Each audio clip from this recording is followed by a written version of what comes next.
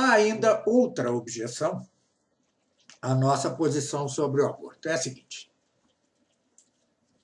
nossa posição se expressa por palavras, naturalmente, como eu a diria aos outros, se não o fosse por palavras. Mas, segundo a objeção, as palavras são meros símbolos ou signos. E esses símbolos ou signos não nos são capazes de dizer que existe verdadeiramente a lei natural e que a lei natural interdita o aborto. Em outras palavras, como as palavras não são capazes de expressar a verdade da realidade, não podemos ter certeza de que há a lei natural e, portanto, não podemos ter certeza de que o aborto é interditado. Se assim é, o aborto será legitimamente proibido por sociedades que o queiram proibir e será permitido por sociedades que o queiram permitir, isto independentemente de qualquer lei natural. A objeção é pífia e rasteira. Ela se funda remotamente na doutrina muito ruim, terrível, do líder, do chefe dos nominalistas, do fundador, do arredondador da doutrina nominalista no final da Idade Média, ou no declínio da Idade Média, chamado Guilherme de Ockham. Trata-se da doutrina nominalista, que, conquanto já tivesse antecedentes, repita-se, arredonda-se sob a pena de Guilherme de Ockham.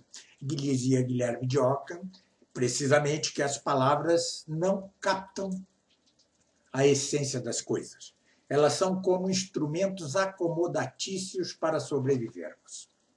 Pois bem, a objeção que se nos fazem quanto ao aborto, tem origem remota em Guilherme de Ockham e seu nominalismo, mas é bem mais pobre, convenhamos. Então, refutarei aqui apenas a objeção mesma. Pois bem, antes de tudo, a posição doutrinal e filosófica quanto às palavras.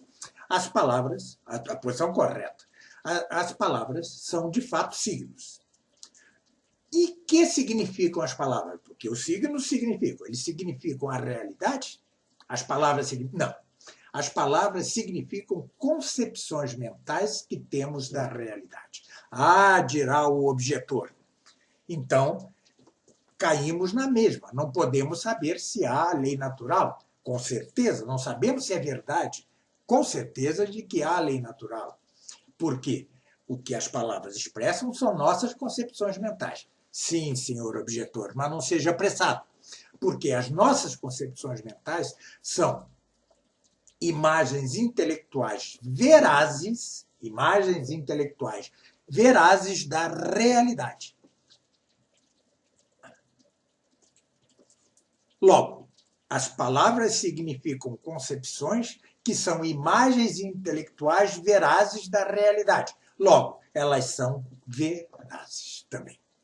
Aliás, sem essas concepções verazes da realidade, o homem não viveria, não poderia nem sequer existir. Assim como não poderia viver o cão se não tivesse imagens sensíveis, não intelectuais, verazes da realidade.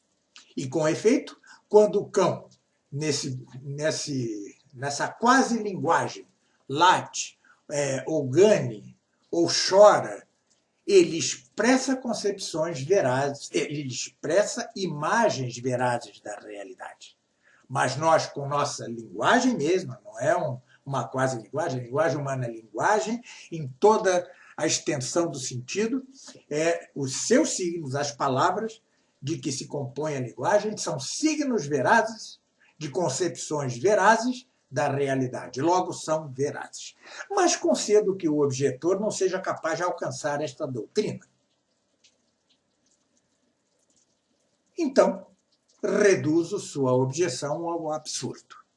Se nossas palavras são incapazes de afirmar, com certeza, a verdade de que existe a lei natural e de que ela proíba, interdite o aborto, porque são signos incapazes de expressar a verdade, assim tampouco sua objeção, a objeção que nos faz, é capaz de expressar nenhuma verdade, porque elas são expressas, como no nosso caso, por palavras. Pois bem, se nós não somos capazes de expressar por palavras a existência, a verdade da existência da lei natural e de que ela interdita, proíbe o aborto, também o senhor objetor, não pode expressar com verdade a verdade de que nossa posição não pode expressar a verdade quanto à lei natural. Logo, cale-se, porque quem diz que as palavras não podem expressar a verdade e se expressa para dizê-lo por palavras, não é digno de consideração, nem de maior delonga nem demora. Muito obrigado, até um próximo vídeo.